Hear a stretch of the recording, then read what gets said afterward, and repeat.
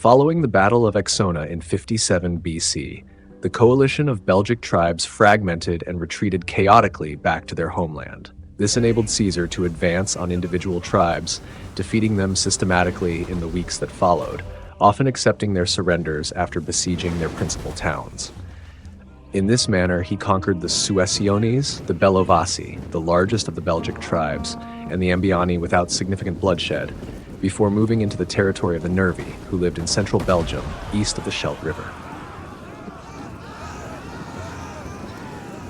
The Nervii were a proud people, renowned for their prowess in battle, and they had no intention of surrendering to the Romans. Through reconnaissance, they learned of the Roman order of march. Caesar was advancing with each legion, separated from the next by its baggage train, and recognized an opportunity to strike at a vulnerable segment of the column before additional legions could come to its aid. The Nervii had a limited number of mounted troops, but to impede the enemy cavalry, they had long ago established hedgerows across their fields. This strategic advantage bolstered their confidence to confront the Roman army, undeterred by the threat of Caesar's cavalry. Boduognatus, the king of the Nervii, successfully rallied the support of his Belgian neighbors from the Atrebate and Viromandui tribes, as they meticulously orchestrated an ambush by the Sambre River. As is common with ancient battles, estimates regarding the forces available to both sides remain largely speculative. During this era, a Roman legion had a theoretical strength of approximately 4,800 fighting men, supplemented by additional auxiliary forces, typically comprising skirmishers and cavalry. The 7th, 8th, 9th, 10th, 11th, 12th, 13th, and 14th legions, along with an indeterminate number of auxiliary skirmishers, such as archers, slingers, javelin men, and allied cavalry, are recorded as having participated in the battle. While it is uncertain whether the legions were at full strength, a reasonable estimation for Caesar's army could range between 30,000 and 45,000 fighting men, including skirmishers and cavalry. This estimate does not account for non-combatants. Typically, a legion was accompanied by around 1,200 non-combatants, which could bring their total numbers to approximately 9,000 to 10,000. Caesar asserts that he had previously received intelligence from the Remi, indicating that the various tribes of the Belgi had pledged a total of 300,000 fighting men. According to Caesar, the Remi's estimates for the number of warriors promised by the four tribes still opposing him are as follows: 50,000 Nervii, 15,000 Atrebates, 10,000 Viromandui, and 19,000 Aduatuci. If these figures are accurate, Caesar would be confronting a maximum of 75,000 men, as the Aduatuci were still on their way. However, since promises are not always fulfilled, the actual number is likely smaller, though still sufficient to outnumber Caesar's legionaries.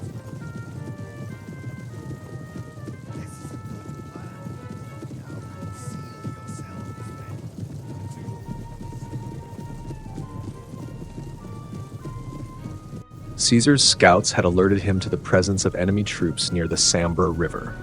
In response, he adjusted the order of march as he approached the river, positioning the 10th Legion along with 5 other experienced legions in the vanguard. The baggage of all the legions followed closely, while the 2 newly formed legions acted as the rear guard.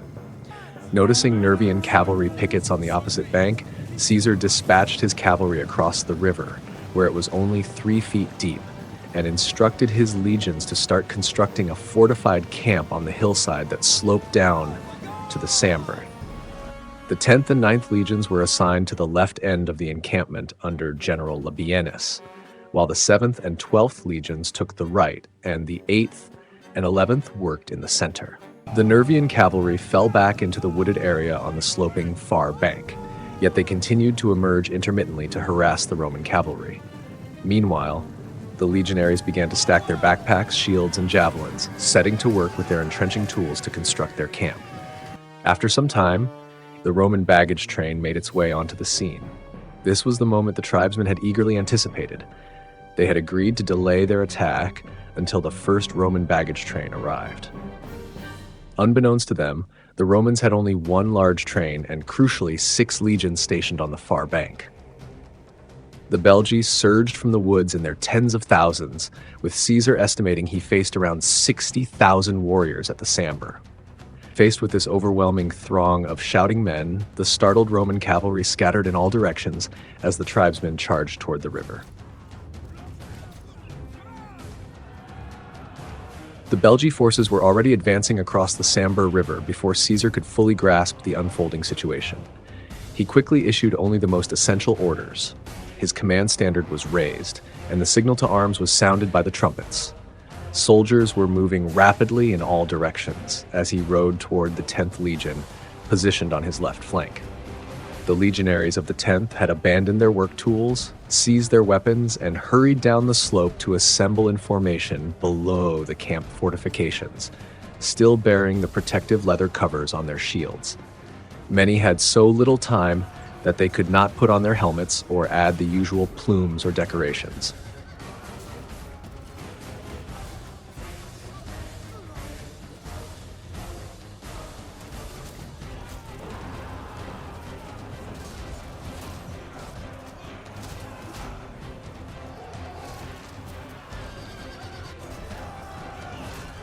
"My soldiers of the 10th," Caesar proclaimed, "uphold your tradition of bravery.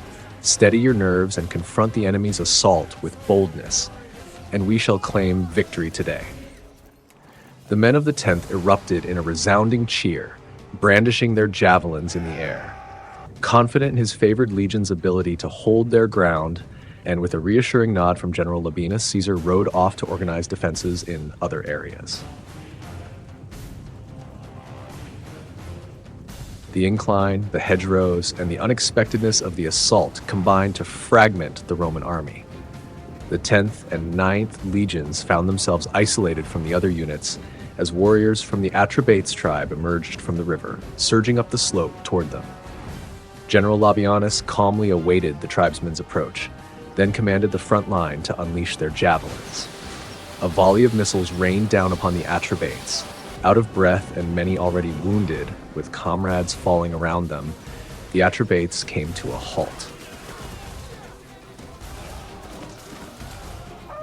At this pivotal moment in the heat of battle, the Roman commander, his voice booming with authority, issued the crucial command to charge. General Labienus himself led the charge, a seasoned strategist renowned for his tactical brilliance.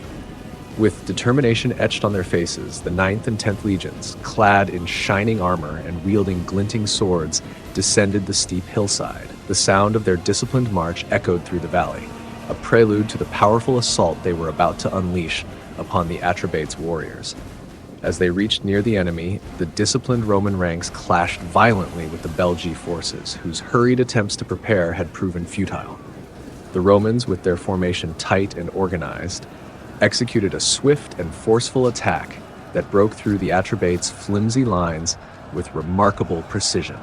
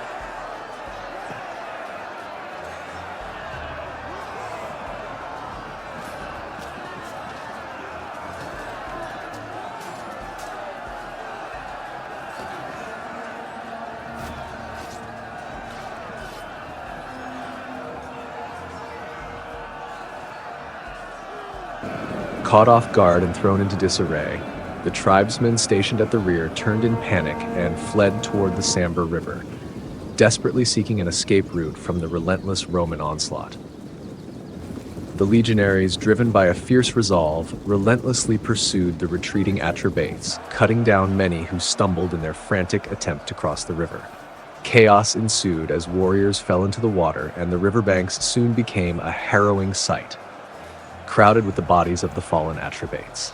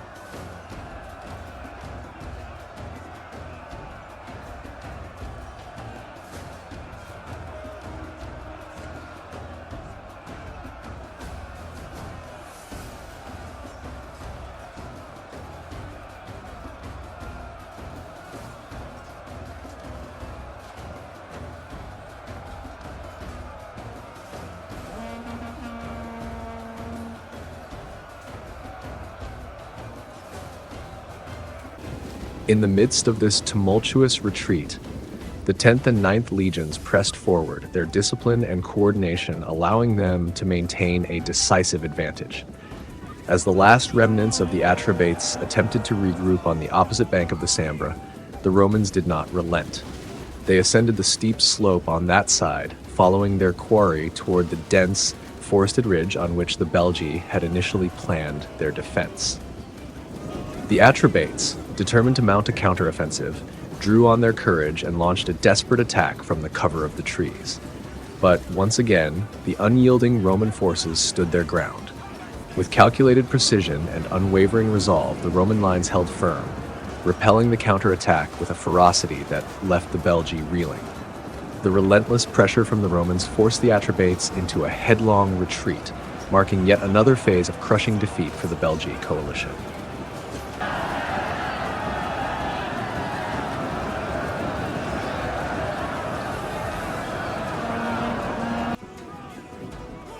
On the Roman right wing, a dire situation unfolded as the 7th and 12th legions found themselves nearly encircled by Baduognatus and his fierce Nervii warriors. The battlefield was chaotic, with the Roman lines in disarray, particularly among the less seasoned soldiers of the 12th legion. Many of their centurions had already fallen, either dead or grievously injured, leaving the men disheartened and uncertain. The 4th cohort of the 12th Legion bore the brunt of the Nervian onslaught. They had suffered catastrophic losses, with every centurion and their standard-bearer now absent. Baculus, the cohort's primipolis, a soldier of considerable merit and experience, had become a shadow of himself, his body riddled with a multitude of cuts and bruises, a testament to his bravery, though he now barely had the strength to remain upright. The Nervii, emboldened by their advantageous position on lower ground, launched relentless assaults from the front and both flanks, pushing the Romans further into panic.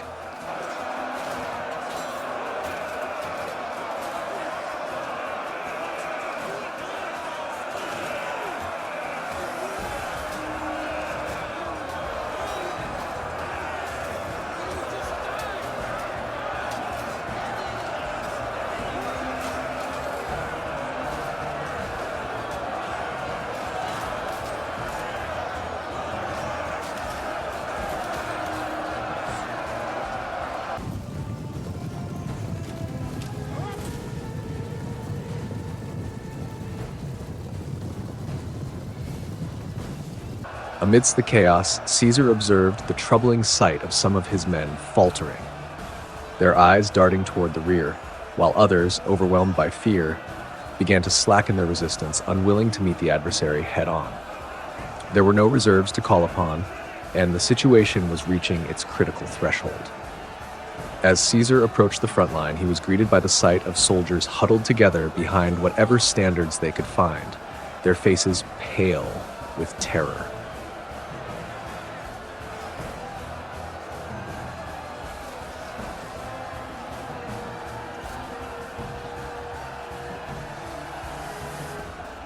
Recognizing the urgency of the moment, he dismounted swiftly, snatching a shield from a soldier at the rear. With a steely resolve, he made his way through the throng of frightened men to the forefront of the tense confrontation, his voice ringing out above the din of battle. "Push forward, spread out, give yourselves room to fight." His orders were a rallying cry, aimed at igniting the spark of courage needed to push back against the pressing tide of the Nervii. He addressed the surviving centurions by name, urging them and their men to rally. Bolstered by the arrival of their general, the soldiers of the 12th Legion found renewed resolve. Noticing the 7th Legion close by and similarly under pressure, Caesar shouted to their tribunes, commanding them to join forces with the 12th to form a large square formation. As this maneuver was executed, Boduognatus and his Nervii were temporarily held back. However, Caesar and the 2 legions still faced the threat of tightly packed phalanxes on 3 sides.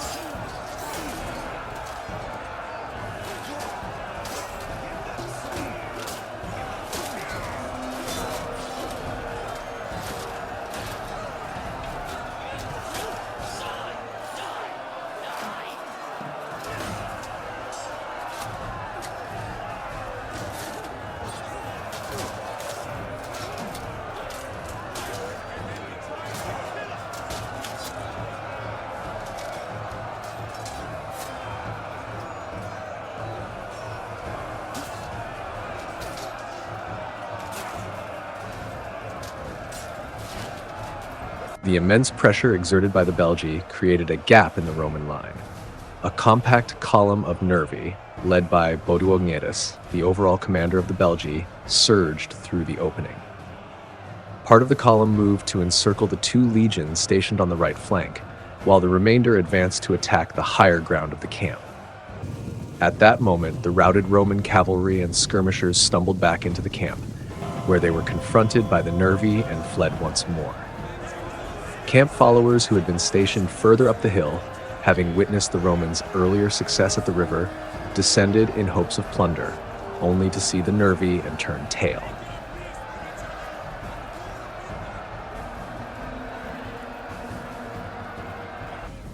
Those accompanying the incoming baggage train were horrified at the scene before them and panicked as well. Even the typically reliable Treveri cavalry, arriving to support the Romans, assessed the seemingly desperate situation and promptly retreated to report the disaster. On the far bank of the Sambre River, General Labienus, along with his 2 legions, had pursued the retreating Atrebates into the wooded area and soon discovered the tribe's encampment. This site, occupied by the Belgi forces, had served as a concealed base from which they had awaited the arrival of the Roman column days before Caesar's own appearance. After swiftly dispatching the few sentries stationed around the camp, Labienus secured control of the encampment and then continued his advance toward the hill's summit. From this vantage point, he observed the challenging position of Caesar and the legions of the 7th and 12th across the river, who were under threat of being overwhelmed by the Nervii forces. Recognizing the critical nature of the situation, Labienus promptly ordered the 10th Legion to cross back and provide immediate support to Caesar, anticipating that swift reinforcement was necessary to prevent a potential breach by the Nervii. On the right flank of the battlefield, Baudioignatus and his tightly packed ranks were solely focused on Caesar and his legions, which found themselves in a precarious position.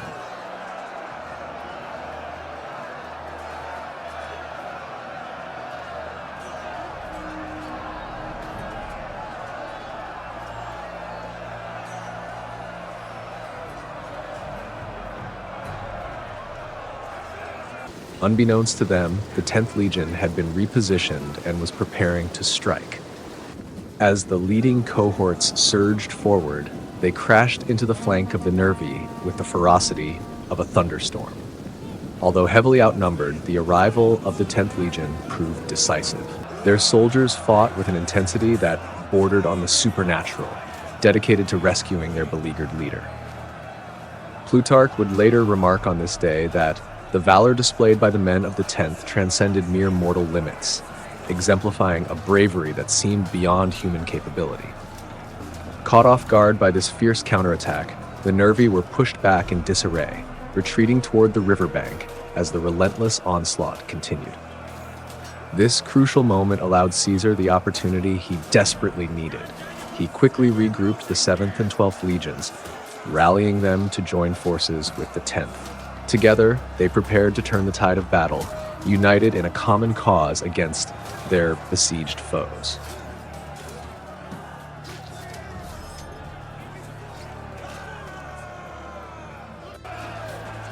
In the heart of the battlefield, the valiant 8th and 11th legions successfully endured the fierce assault launched by the Baromandui tribesmen.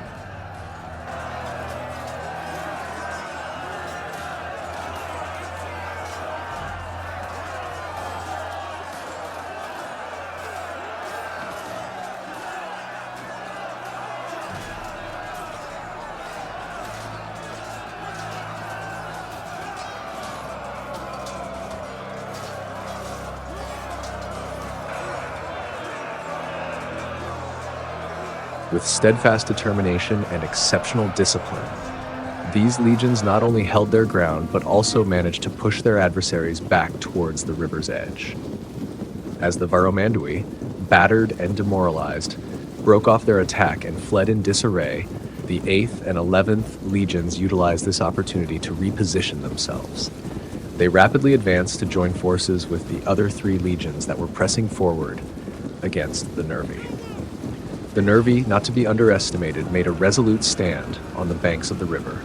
They fought valiantly, bolstered by the grim sight of their fallen warriors, stacked like mounds in front of them. Refusing to yield, they clung fiercely to their ground, determined to protect their homeland at all costs.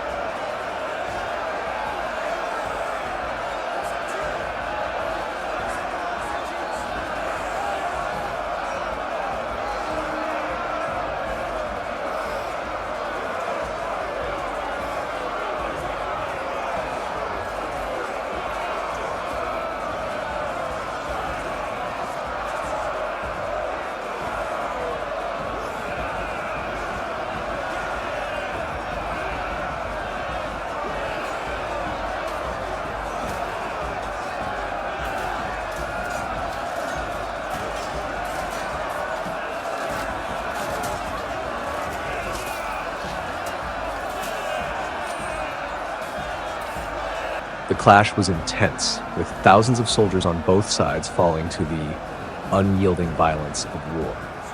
Amidst the chaos, only a scant few Nervii managed to escape the relentless advance of the Roman forces, while many others were captured as the Roman cavalry regrouped and scoured the surrounding countryside in search of those who had fled. The scene was one of devastation and heroism, marking another brutal chapter in the ongoing saga of conflict in the region. Caesar estimated that after the battle, only about 500 fighting men of the Nervii remained capable of bearing arms. While he did not disclose his own casualties, later events would suggest this number was an exaggeration. Nevertheless, It is clear that on that day, the finest warriors of the Nervii fell near the Sambre. We never hear of Boduognatus again, implying he likely perished along with many of his men. 3 elders from the Nervii's original governing council of 600 sent envoys to Caesar pleading for peace, which he granted under lenient terms. The Adua Tusi tribe, initially intended to join the ambush, turned back upon learning of the defeat. They were later defeated by Caesar, resulting in about 53,000 being sold into slavery.